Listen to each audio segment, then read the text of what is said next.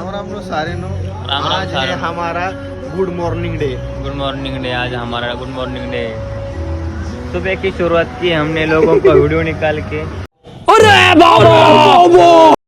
तुम्ही म्हणता ना हा सकाळ सकाळी कुठं पोरी बघायला चाललाय, तर थोडं काही कामानिमित्त पप्पा जरा थोडे बाहेर गेलो होते. मग आपण सकाळी लवकर कॅफेमध्ये आलो, सगळं आवरलं. तुम्ही आपल्या कॅफेवरची कधी हॉट कॉफी ट्राय केली का? कमेंट करून नक्की सांगा.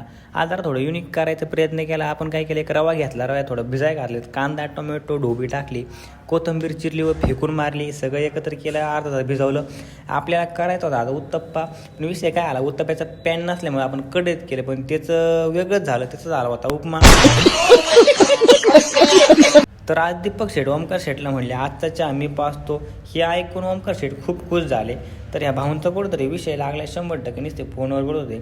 कॉलेजमधून मला फोन आला, पास व्हायचा असेल तर लवकर असाइनमेंट घेऊन ये. मग काय आपण 120च्या स्पीडने कॉलेज गाठलं, पण आपण याच्या आधी 150च्या स्पीडने गणेश येऊन पोचला होता कॉलेजला.